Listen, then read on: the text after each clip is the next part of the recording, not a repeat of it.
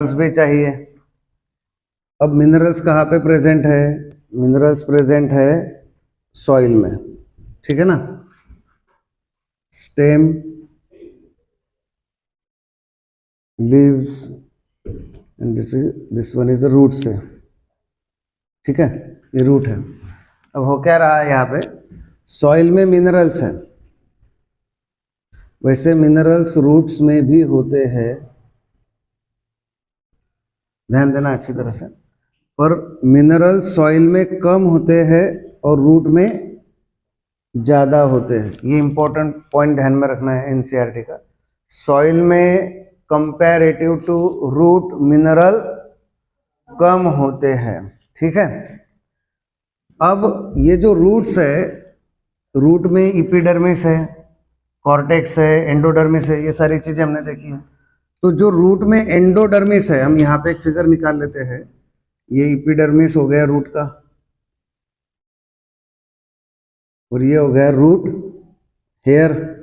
उसके बाद क्या है, कॉर्टेक्स, और कॉर्टेक्स के आगे क्या है, एंडोडर्मिस, और फिर एंडोडर्मिस के बाद क्या, पेरिसाइकल वगैरह, उसके बाद क्या होता है, जाइलेम। क्योंकि जाइलेम में जाना जरूरी है ना, वाटर एंड मिनरल किस में जाना जरूरी है, जाइलेम में।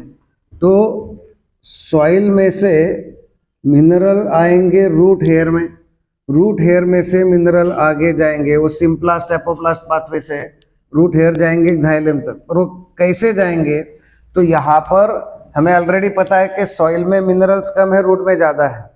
तो हम ऐसा नेचुरली सोचते हैं कि रूट से सॉइल में जाने चाहिए, पर ऐसा नहीं होता। सॉइल में मिनरल कम है, फिर भी सॉइल से मिनरल रूट के अंदर जाएंगे।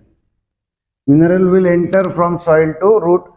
किस वजह से, यहाँ पे जो एंडोडर्मिस है, ये देखो, इपिडर्मिस, कॉर्टेक्स, एंडोडर्मिस, इस एंडोडर्मिस के प्लाज्मा मेम्ब्रेन पर बहुत सारे ट्रांसपोर्ट प्रोटीन होते हैं।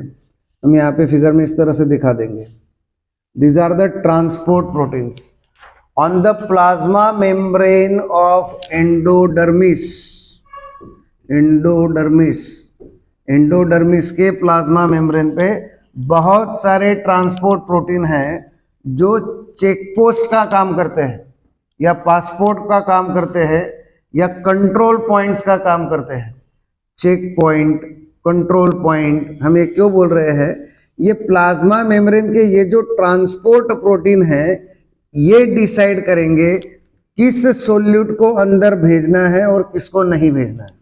That's why these transport proteins are called as control points by NCERT. और ये कंट्रोल पॉइंट से ट्रांसपोर्ट प्रोटीन कहाँ पे होते हैं, प्लाज्मा मेम्ब्रेन ऑफ एंडोडर्मिस में होते हैं। ये जो ट्रांसपोर्ट प्रोटीन है, ये सॉइल में से एब्सॉर्ब कर लेते हैं न्यूट्रिएंट को। पर जब न्यूट्रिएंट को लोअर कॉन्सेंट्रेशन से हायर की तरफ खींचना है तो एनर्जी लगेगी, हायर से लोअर की तरफ जाने के लिए कोई एनर्जी नहीं लगेगी। पर जहां पे कम है वहां से न्यूट्रिएंट को अगर खींचना है तो दे रिक्वायर एनर्जी। और इस तरह का जो ट्रांसपोर्ट है उसे एक्टिव ट्रांसपोर्ट कहते हैं, जहां पे एनर्जी की रिक्वायरमेंट है। और वो जो एनर्जी है वो in the form of ATP available होती है। अब एटीपी कैसे बनता है उसमें हम जाएंगे नहीं, बात समझ में आई क्या? क्या हो रहा है, सॉइल है, सॉइल में मिनरल्स हैं, मिनरल्स कम है सॉइल में कंपैरेटिव टू रूट्स। तो अगर कम मिनरल से ज्यादा मिनरल की तरफ मिनरल को लेके जाना है तो एक्टिवली लेके जाना पड़ेगा। वो जो एनर्जी है वो एटीपी के फॉर्म में यहाँ पे होती है, और वो काम करवाते हैं ये ट्रांसपोर्ट प्रोटीन्स। ये ट्रांसपोर्ट प्रोटीन मिनरल को खींचते हैं और कौन से मिनरल को अंदर भेजना और नहीं भेजना ये डिसाइड करके जाइलेम की तरफ उसको भेज देते हैं। बात समझ में आई क्या? अरे समझा क्या? हमने क्या टॉपिक पढ़ा, soil contains minerals, root need minerals. Root में मिनरल भले ही ज्यादा है पर वो इतने ज्यादा नहीं है कि रूट खुद के दम पर प्लांट को बहुत ज्यादा दिन तक जिंदा रखेगा। वो सॉइल में से खींचेगा actively. Minerals will get actively transported into the root with the help of energy. Now the question is that whether all minerals are actively transported, तो answer is no. Most of the minerals are actively transported to roots, some are passively transported. इसका मतलब minerals are transported from soil to root by active and passive both. But अगर most of the आया तो answer है active, some आया तो answer है passive. बात समझ में आई? So minerals are transported actively and passively to roots. अब एक बार रूट्स में मिनरल आ गया, एक बार रूट्स में से एंडोडर्मिस में से चेक होकर कंट्रोल होकर वो जाइलम तक पहुंच गया, तो अब जाइलम में से वो जो मिनरल्स है वो प्लांट के सारे पार्ट तक पहुंचेंगे. जाइलम में से वो सारे पार्ट तक पहुंचने के लिए जो फोर्स है that is a transpiration pull. Once mineral enter into, जैसे पानी का था, हमने देखा था ना, एक बार पानी जाइलम में आने के बाद वो ट्रांसपायरेशन पूल से ऊपर चढ़ेगा. Transpiration pool, negative hydrostatic pressure, बराबर है कि नहीं, उससे पानी ऊपर चढ़ेगा.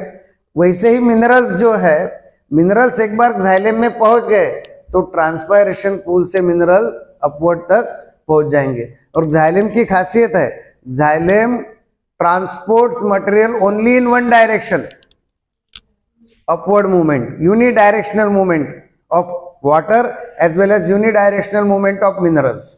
फ्लोएम का ऐसा नहीं है.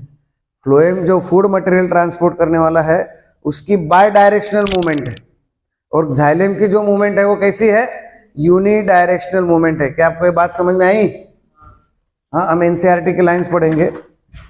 Minerals are absorb from the soil by both methods. Important पढ़ देता हूं. अब एक्टिव एब्सॉर्प्शन क्यों है? उसका रीजन हमने पहले ही देखा कि जब मिनरल का प्रोपोर्शन सॉइल में कम है और रूट में ज्यादा है तो नेचुरली वो रूट से सॉइल में जाना चाहिए. अगर उसको हमें सॉइल से रूट में भेजना होगा तो एनर्जी लगेगी, दैट्स व्हाई एनर्जी रिक्वायर्ड. पहली बात. दूसरी बात, वो पैसिवली जा ही नहीं सकते मोस्ट ऑफ द मिनरल्स, क्योंकि वो चार्ज्ड स्टेट में होते हैं. Most of the mineral does not enter passively into the plasma membrane of root because most of the minerals are in the ion form और charged form. ये बात clear हो गई क्या? अरे समझ रहे क्या? हाँ. अब एक बार आयंस आ गए रूट में तो अपटेक ऑफ आयंस की वजह से सोल्यूट कॉन्सेंट्रेशन रूट में बढ़ गया, उसका वाटर पोटेंशियल कम हो गया. वाटर पोटेंशियल जैसे ही कम हुआ तो सॉइल में से water will enter into the root. तो अब आयंस भी है, वाटर भी है, जाइलम में पहुंच गए, ट्रांसपायरेशन पूल से ऊपर जाएंगे. क्या ये क्लियर हो गया क्या? ठीक है. अगले पॉइंट्स हम पढ़ते हैं अभी. अब ट्रांसलोकेशन कैसे होता है? जाइलम में से कैसे ऊपर जाएंगे mineral? Translocation of minerals. Once the ion reached the xylem passively और actively they get translocated to upward part with the help of transpiration pull. ठीक है. अब मिनरल आयन की जरूरत किसे किसे है? ऐसा एनसीईआरटी में दिया हुआ है. जिसको जरूरत है, जो यूज करने वाला है, वो सिंक है. जैसे अगर हम दोनों में हम कंपैरिजन करें तो टीचर सोर्स है और स्टूडेंट क्या है?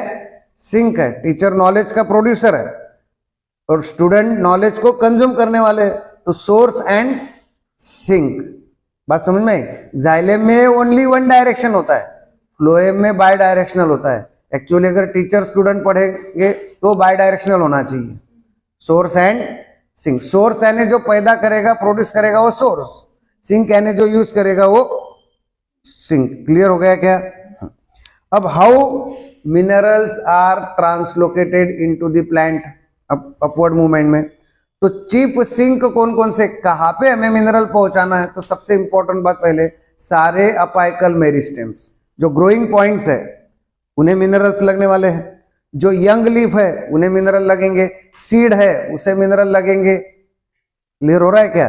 स्टेम के जो इंपॉर्टेंट पार्ट्स है उसको मिनरल लगेंगे, जो डेवलपिंग फ्लावर है उसे मिनरल लगेंगे, डेवलपिंग फ्रूट है उसे मिनरल लगेंगे. तो ये सारी चीजें क्या है? एक्ट एज ए सिंक, और वहां तक हमें मिनरल को पहुंचाना है. बात क्लियर हो गई क्या? और एक बार मिनरल नीचे से ऊपर जाएंगे तो अब सपोज दैट हम जहां पे ये मिनरल ऊपर जा रहे हैं, सपोज दैट ये लीफ है, अब लीफ में ये एक जाइलम है ऐसा मान लेते हैं. तो अब मिनरल लोड हो चुके हैं, मिनरल लोड होना है, उसमें मिनरल ट्रांसपोर्ट हो रहा है. अब अनलोडिंग ऑफ द मिनरल्स, क्योंकि मिनरल्स तो नीचे से ऊपर ट्रेवल कर रहे हैं, तो उन मिनरल्स को इसको देना पड़ेगा ना। जैसे हमें अगर सपोज दैट घर चेंज करना है, तो हम हमारे घर का जूने घर का सामान ट्रक में लोड करेंगे, तो उसको अनलोड भी तो करना है। तो मिनरल इसमें लोड हो चुके हैं, लीफ तक पहुंच गए, फ्रूट तक पहुंच गए, फ्लावर तक पहुंच गए, ग्रोइंग पॉइंट्स तक पहुंच गए। अब यहां से वो जो मिनरल है उन्हें अनलोडिंग करना पड़ेगा।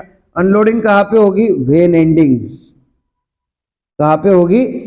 वेन एंडिंग्स में अनलोडिंग होगी और यहां से मिनरल को बाहर छोड़ा जाएगा। क्लियर हुआ क्या? एनसीईआरटी का स्टेटमेंट है, minerals get unloaded at the vein endings. Clear हो गया क्या? कुछ डाउट है क्या? और वो जो मिनरल में वेन एंडिंग में से उस ऑर्गन तक जाएंगे वो बाय डिफ्यूजन जाएंगे, क्योंकि बाहर कम है अंदर ज्यादा है, तो डिफ्यूजन से जाएंगे। ये क्लियर हो गया क्या? अब मैक्सिमम मिनरल्स ये मोबिलाइज होते हैं, मोबिलाइज यानी घूमने वाले, और कुछ मिनरल ऐसे है कि जो इमोबिलाइज होते हैं, वो घूम नहीं सकते। उसका एग्जांपल दिया है, the minerals which are mobilized are NPKS. NPKS nitrogen, phosphorus, potassium, sulphur, चारों ध्यान में रखना है। चारों मिनरल मोबिलाइज है यानी ये घूमते रहते हैं, पर कैल्शियम जो है, जो स्ट्रक्चरल कंपोनेंट ऑफ सेल है, वो इमोबिलाइज है। The most important statement in NCERT, nitrogen, phosphorus, potassium, sulphur, these are mobile minerals, mobilize होते हैं, घूमते रहते हैं। और कैल्शियम कैसा है? इमोबिलाइज है। क्लियर हो गया क्या? अरे समझे क्या? अब अगर हमने स्टेम को कट किया और जाइलम में से क्या क्या चीजें बाहर आ रही है, अगर उसका स्टडी किया, उसे हम क्या बोलते हैं? एक्सुडेशन। स्टेम को कट करने के बाद तो जाइलम में से जो एक्सुडेट्स है, जो ऊपर आया हुआ पार्ट है, उसे क्या बोलते हैं? एक्सुडेट। तो ये जो एक्सुडेट्स है, अगर इसका हमने स्टडी किया तो हमें नाइट्रोजन, फास्फोरस, सल्फर ये कौन से फॉर्म में है ये समझ में आता है। जैसे नाइट्रोजन ये जनरली ऑर्गेनिक फॉर्म में ही ट्रेवल करता है, ये बहुत इंपॉर्टेंट स्टेटमेंट है। Nitrogen mostly travel in which form? Organic form. Organic form यानी अमाइनो एसिड के फॉर्म में। Nitrogen generally travels in the form of amino acid which is its organic form, और कुछ नाइट्रोजन इनऑर्गेनिक फॉर्म में travel करते हैं। इतना ही ध्यान में रखना है। Most of the nitrogen travels in organic form, some inorganic. Phosphorus और सल्फर जो है, इनका स्मॉल अमाउंट ऑर्गेनिक के फॉर्म में ट्रेवल करता है। Phosphorus and sulphur travel in organic form. समझ रहे हैं क्या? अब एक इंपॉर्टेंट पॉइंट ऐसा है कि जनरली ऐसा समझा जाता है कि फ्लोएम ऑर्गेनिक ट्रेवल करता है, मटेरियल को ट्रेवल कराता है, और जाइलम इनऑर्गेनिक को ट्रेवल कराता है। जनरली ऐसा समझा जाता है कि फ्लोएम ऑर्गेनिक को ट्रेवल कराता है और जाइलम इनऑर्गेनिक को, पर ऐसा नहीं है। क्यों? क्योंकि जाइलम और फ्लोएम के बीच में भी थोड़ा सा इंटर कनेक्शन है और उसमें भी एक्सचेंज ऑफ मटेरियल होते रहता है। जाइलम और फ्लोएम के बीच में भी एक्सचेंज ऑफ मटेरियल होने की वजह से हम ऐसा कंफर्मली नहीं बोल सकते कि ऑर्गेनिक किस में है और इनऑर्गेनिक किस में। बात समझ में आई? ये एनसीईआरटी का इंपॉर्टेंट स्टेटमेंट है। तो ये हो गया ट्रांसलोकेशन ऑफ मिनरल। पूरा क्लियर हो गया?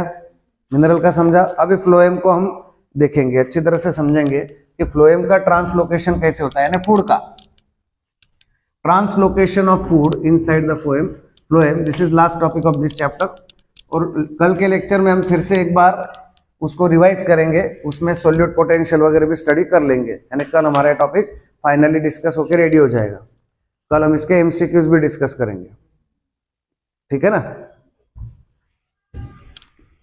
ध्यान दो इधर। अब phloem, translocation of food, translocation of food, ये किससे होता है? फ्लोएम से। और इसके लिए जो थ्योरी है that is called as a mass flow theory और pressure flow theory hypothesis. Pressure flow theory hypothesis.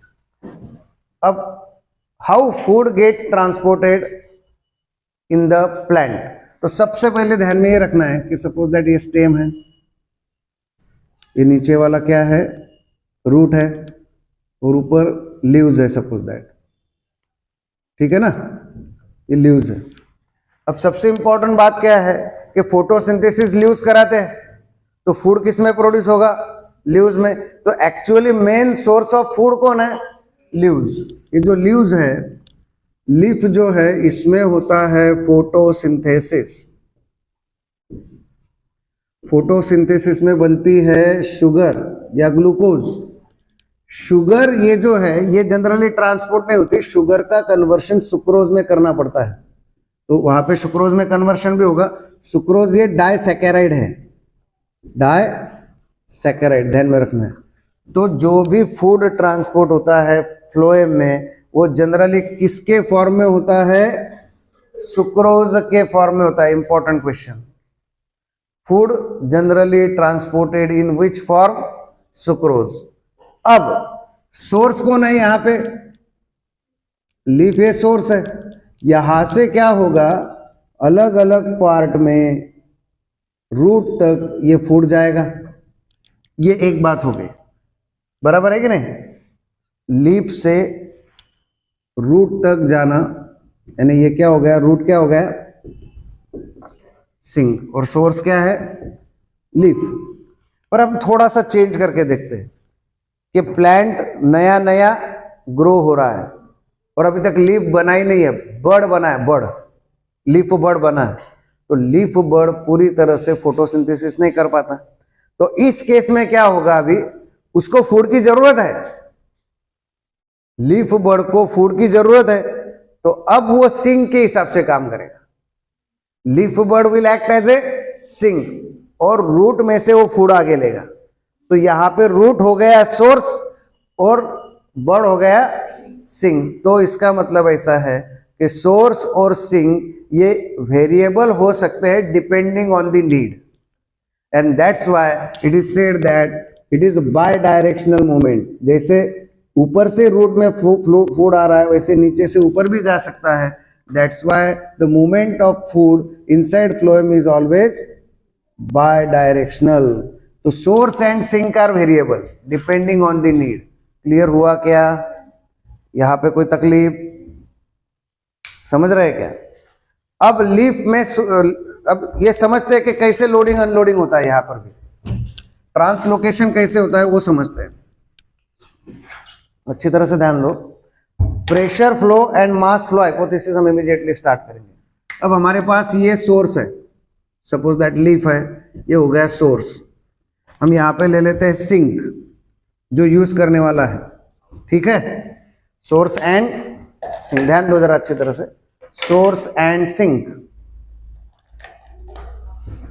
अब क्या होता है, सोर्स में से जो फूड है, फूड शुगर बनी है, वो किस में कन्वर्ट होगी, सुक्रोज में। सुक्रोज से वो सबसे पहले जाएगी कंपेनियन सेल में, इसमें जाएगी, फ्लोएम में है ना, phloem consist of sieve tube, sieve cells, sieve plates, companion cell. तो शुगर सबसे पहले सोर्स में से किसके पास जाएगी, कंपेनियन सेल के पास जाएगी। बात समझ में आई। अब ये एक्टिवली जाएगी, यानी उसके लिए भी एनर्जी लगेगी, और कंपेनियन सेल से ये जाएगी सीव ट्यूब्स में। ये फ्लोएम है, ये भी फ्लोएम ही है, और फ्लोएम में कंपेनियन सेल से किसमें जाएगी, ये सीव ट्यूब्स में जाएगी। सीव ट्यूब्स है, सीव ट्यूब में अब ये जो शुगर है या सुक्रोज है, इसकी एंट्री हो गई। This is called as the loading of the phloem.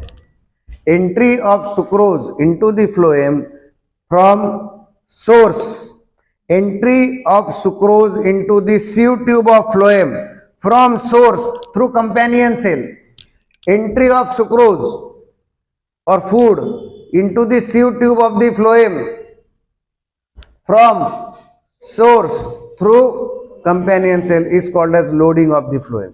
Loading हो रहा है। अब यहाँ पे सुक्रोज बढ़ा, इसका मतलब ये जो सॉल्यूशन है इसकी टोनिसिटी बढ़ रही है, सोल्यूट बढ़ रहा है ना। तो अब ये कैसे हो रहा है, हाइपरटोनिक हो रहा है, इसकी टोनिसिटी बढ़ रही है, वाटर पोटेंशियल कम होगा, सुक्रोज बढ़ रहा है। अब इसके बाजू में कौन है? इसके बाजू में कौन है? जाइलम है। जब यहां पे सुक्रोज बढ़ रहा है तो जाइलम में सोल्यूट पोटेंशियल, यहां पे सुक्रोज बढ़ रहा है तो हाइपरटोनिक ये हो रहा है, hypertonic with respect to hypotonic of the xylem में वाटर है ना, यहाँ पे पानी ज्यादा है, यहाँ पे सोल्यूट ज्यादा है, सुक्रोज यहाँ पे बढ़ा, यहाँ पे पानी है। तो इस कंडीशन में अब जाइलम में से वाटर फ्लोएम में आएगा, फ्लोएम में आएगा यानी सीव ट्यूब्स में आएगा बाय ऑस्मोसिस, क्योंकि मेम्ब्रेन है ना। बात समझ में आई? Low water potential, high water potential से लो वाटर पोटेंशियल की तरफ पानी आएगा और वो मेम्ब्रेन के थ्रू आएगा, इसलिए बाय ऑस्मोसिस। सो देखो, sucrose entered sieve tube actively, water enters passively. Water को एनर्जी नहीं लग रही ना, वो तो डिफ्यूजन है थ्रू मेम्ब्रेन। तो हाइयर पोटेंशियल से लोअर की तरफ, तो देखो ध्यान देना है, फूड यानी सिर्फ सुक्रोज नहीं है, फूड यानी वाटर प्लस सुक्रोज। फ्लोएम में जो फूड है वो क्या है? वाटर प्लस सुक्रोज, ये ध्यान में रखना है। तो सुक्रोज आएगा सोर्स में से, इससे कॉन्सेंट्रेशन बढ़ेगा, ये हाइपोटोनिक होगा, यहां से पानी हाइपोटोनिक की वजह से हायर पोटेंशियल से लोअर पोटेंशियल की तरफ जाएगा। यहां से वाटर जैसे ही एंट्री किया, अब ये फूड आगे जाएगा, सिंक की तरफ जाएगा। बात समझ में आई? अब सिंक की तरफ क्या हो रहा है? जब ये फूड जाएगा तो सिंक जो है, ध्यान देना है, ये सिंक जो है इसमें भी टोनिसिटी, ध्यान देना अच्छी तरह से, समझ रहे हैं क्या? ये जो सिंक है, इधर जब ये फूड आने वाला है तो ये सोल्यूट इसमें एंट्री करेगा सिंक में। तो कौन एंट्री करेगा? सुक्रोज करेगा, पर ये डायरेक्ट नहीं करेगा, ये फ्लोएम में से बाहर आने के लिए भी यहाँ पे फिर से क्या होनी चाहिए? कंपेनियन सेल होनी चाहिए। कंपेनियन सेल के थ्रू सिर्फ कौन आएगा सिंक में? सुक्रोज आएगा। अब यहां से सुक्रोज निकल गया, सुक्रोज जैसे ही कम हो गया तो ये हाइपरटोनिक की वजह क्या हो जाएगा? क्योंकि सुक्रोज तो निकल गया, क्या रह गया? पानी रह गया। अब पानी यहां पे ज्यादा होने की वजह से क्या हुआ? जब ये अनलोडिंग होगा, ये लोडिंग हुआ था, जब ये अनलोडिंग होगा तो वाटर फिर से किस में निकल जाएगा? This is called as a pressure flow hypothesis. Pressure flow क्यों? प्रेशर ग्रेडियंट हो रहा है ना, ग्रेडियंट ऑफ प्रेशर हो रहा है ना वहां पे, that's why pressure flow theory और mass flow theory. Sucrose and water ये मास है, समझ रहे हैं क्या? कुछ नहीं समझा? कंसेप्ट पूरा क्लियर हुआ क्या? This is how food is translocated from source to sink. Recap करते हैं, रिकैप ओरली करते हैं। क्या है? देखो, सबसे पहले क्या हुआ? सबसे पहले सोर्स में फूड बना सुक्रोज, वो फूड कंपेनियन सेल में गया एक्टिवली, कंपेनियन सेल से फ्लोएम के सीव ट्यूब में गया, सीव ट्यूब में गया, बराबर है। अब सीव ट्यूब में सुक्रोज बढ़ने की वजह से हाइपरटोनिसिटी आई, वो हाइपरटोनिक हुआ विद रिस्पेक्ट टू जाइलम, तो जाइलम से वाटर आ गया फिर से सीव ट्यूब में। अब वाटर और सुक्रोज दोनों बन गए मास। प्रेशर डिफरेंस की वजह से हायर प्रेशर से लोअर प्रेशर की तरफ मास चला। अब जब ये सिंक की तरफ जाएगा तो सुक्रोज सीव ट्यूब में से सबसे पहले किसमें जाएगा? कंपेनियन सेल, कंपेनियन सेल से सिंक में। सिंक यानी रूट है जो भी है, फ्रूट है, रूट है जो भी है, बराबर है। पर वाटर बच गया वहां पे फ्लोएम में, सीव ट्यूब में। अब ये जो वाटर है, ये वाटर जो है, ये वाटर फिर से इधर चला जाएगा जाइलम में। क्लियर हुआ क्या? क्लियर हुआ क्या? यहाँ पे ये टॉपिक हमारा खत्म हो गया। Here is the end of the topic. अब इसके लिए एक लास्ट पॉइंट में और एक चीज दी हुई है, गर्डल एक्सपेरिमेंट। सचमुच फ्लोएम फूड ट्रांसपोर्ट करता है क्या? इसके लिए कुछ लोगों ने गर्डल एक्सपेरिमेंट किया। गर्डल एक्सपेरिमेंट यानी क्या? ध्यान दो, व्हाट इज गर्डल एक्सपेरिमेंट? ये जो पेड़ होता है, पेड़ का बार्क है, बराबर है ना, इसमें क्या किया? इसके एक बीच में से ये बार्क निकाल दिया। ध्यान दो अच्छी तरह से, कीप साइलेंस। ये अंदर का पार्ट है जो वाटर कैरी कर रहा है, और इसके बाहर जो बार्क है, bark along with phloem, bark along with phloem. हमने क्या किया गर्डल एक्सपेरिमेंट में, ये जो सेंट्रल पोर्शन है इसके बाहर का बार्क पूरा निकाल दिया, सेंटर में बार्क का पोर्शन हटा दिया, बार्क विथ फ्लोएम निकल गया। तो हमें प्रूफ क्या करना था कि सचमुच फूड फ्लोएम से आ रहा है या नहीं। तो हमने ऊपर के सेक्शन में से नीचे के सेक्शन में से एक रिंग यहाँ पे बना दिया। अभी ये जो रिंग है इसमें फ्लोएम, अब कुछ हफ्तों के बाद हमें ये जो पोर्शन है ऊपर वाला ये थोड़ा सोलन दिखेगा। कैसा दिखेगा? सोलन, यानी सूजा हुआ दिखेगा, फूला हुआ दिखेगा। क्यों?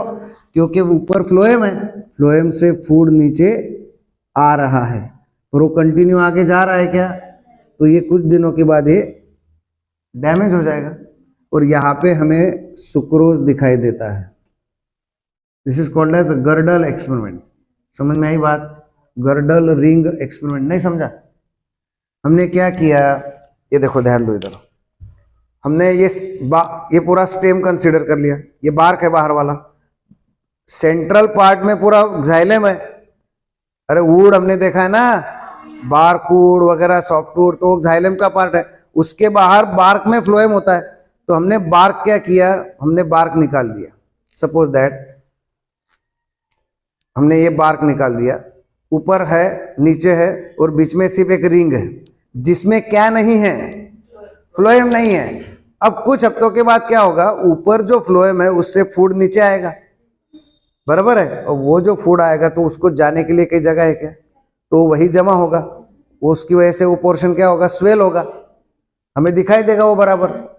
पर नीचे फूड नहीं जा रहा है तो नीचे वाला डैमेज होने लगेगा। तो ये प्रूफ हो गया कि फूड फ्लोज थ्रू फ्लोएम।